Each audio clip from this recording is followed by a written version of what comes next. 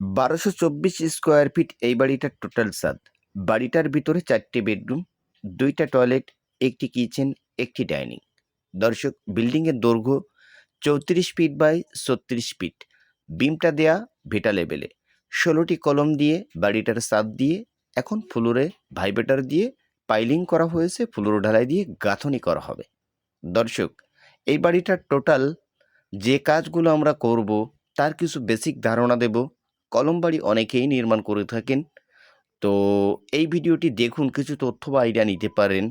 এখানে 16টি কলমে total foundation থেকে ছাদ দেওয়া পর্যন্ত কলমের রডের প্রয়োজন পড়েছে 63 কেজি। আমাদের এই বিল্ডিংটার টোটাল ছাদ দেওয়া পর্যন্ত খরচ হয়েছে 12 লক্ষ টাকা। এই ফাউন্ডেশনের মধ্যে আছে একটি সেফটি ট্যাঙ্কি মেন গেটে, সামনের 2টা রুমের সাথে আছে বেলকুনি। দর্শক, প্রত্যেকটা বিমে আমরা 6 পিস করে রড দিয়েছি। ছাদ ঢালাই পর্যন্ত বাড়িটার টোটাল কাজে আমাদের রডের প্রয়োজন পড়েছে প্রায় 4.5 টন। এবং এটা হলো মেন গেট। মেন গেটের সাইজ 10 ফিট। মেন গেট থেকে সেফটি ট্যাঙ্কি করা হয়েছে সমস্ত বিম পিলার ছাড়া।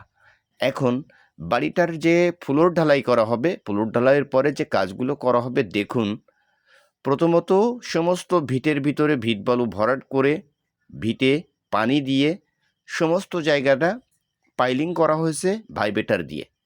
এখন এই পাইলিং করা বালুর উপরে আবারও শুকনো বালু পুনরায় দিয়ে দুরমুজ করে রড বার্নিং করে ফ্লোরটি 4 ইঞ্চি ঢালাই করা হবে এবং তার পরবর্তীতে সমস্ত সিলিং চিপিং করা হবে।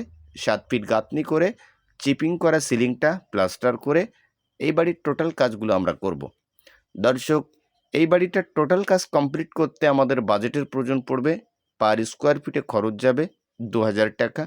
সেই ক্ষেত্রে 25 লক্ষ টাকা খরচ আসতে পারে এই 2 তলা ফাউন্ডেশন করে বাড়িটার টোটাল কাজ কমপ্লিটের জন্য।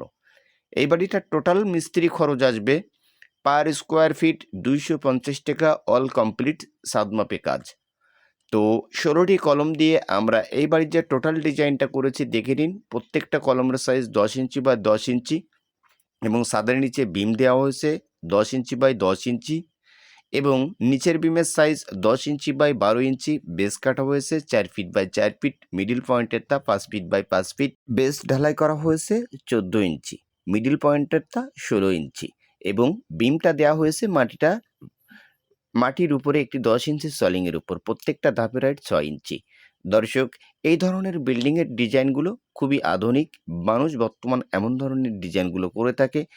তো আপনারা ছাদ খোলার পরে অবশ্যই ফ্লোরটি ঢালাই করে গাঁথনির কাজ থেকে অন্যান্য কাজগুলো শুরু করবেন। ফ্লোর ঢালাইয়ে রড দিবেন, আর রড না দিলে মিনিমাম 5 ইঞ্চি ফ্লোর